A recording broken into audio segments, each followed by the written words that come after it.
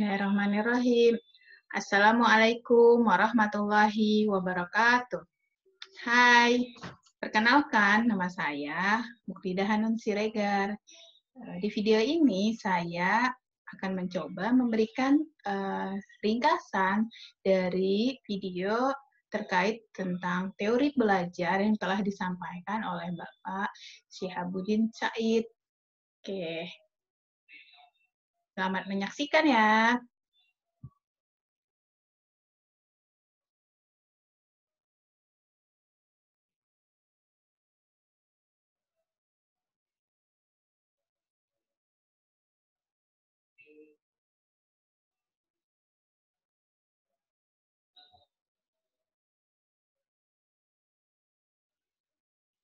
Oke,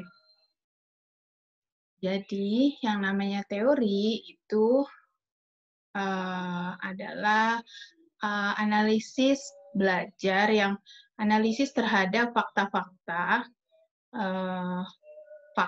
terhadap fakta lain yang kemudian dianalisis secara sistematis, logis, dan empiris.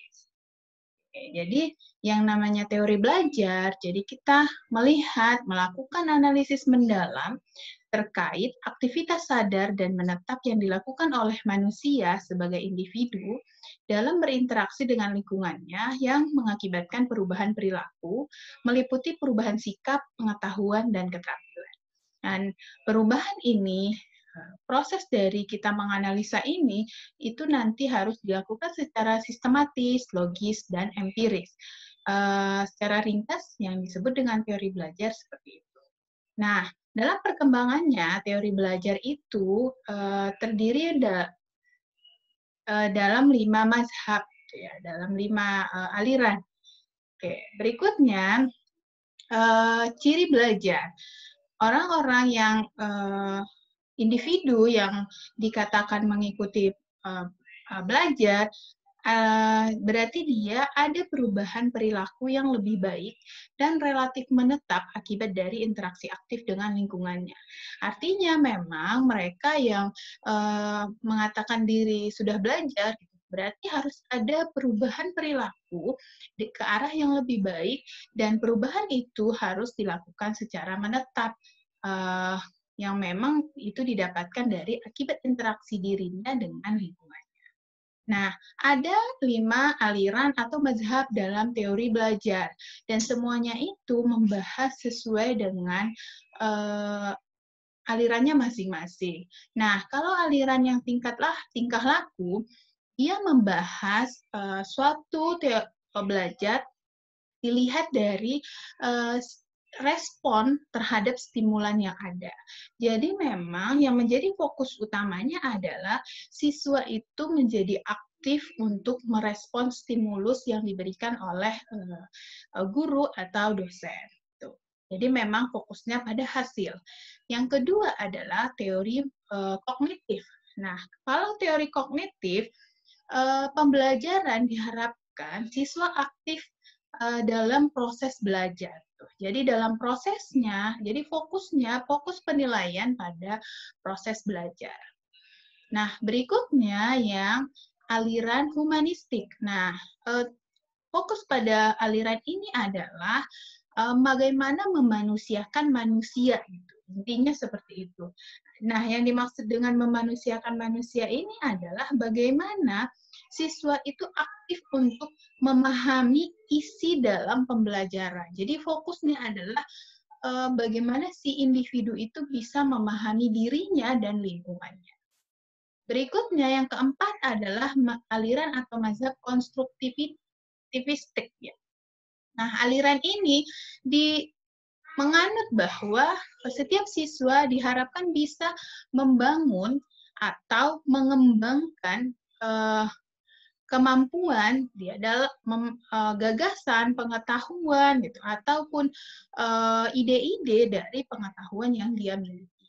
Ya, jadi memang fokusnya adalah fokus proses membangun atau membentuk suatu pengetahuan atau gagasan baru. Nah, yang terakhir adalah aliran atau mazhab sibernetik. Nah, aliran sibernetik ini fokus pada sistem informasi yang digunakan dalam proses pembelajaran. Nah, aliran ini sangat cocok untuk menganalisis kaitannya dengan algoritma dan seterusnya. Jadi memang sangat fokus pada sistem informasi yang digunakan saat proses pembelajaran.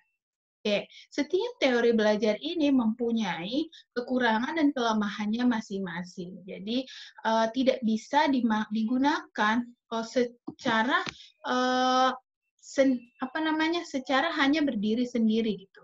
Nah, pada pembelajaran, pada teori belajar dalam proses pembelajaran kita diperlukan kemampuan dari seorang dosen untuk mungkin mengkolaborasikan dari masing-masing aliran ini untuk menyesuaikan dengan proses belajar mengajar yang dilakukan di perguruan tinggi.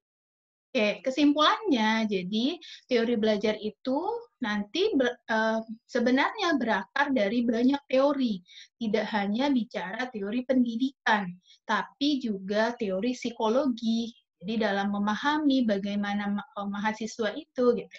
Kemudian teori komunikasi, bagaimana bisa memberikan informasi yang lebih informatif dan menarik, ya.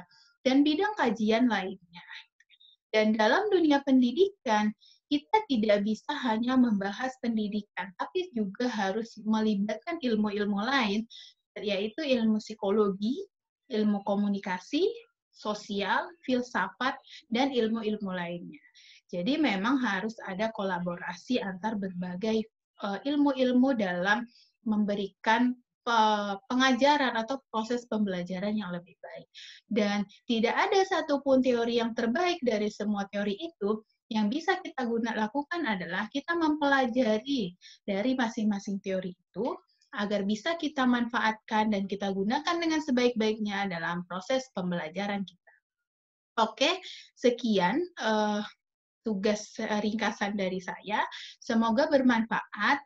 Jangan lupa like dan komen. Assalamualaikum warahmatullahi wabarakatuh.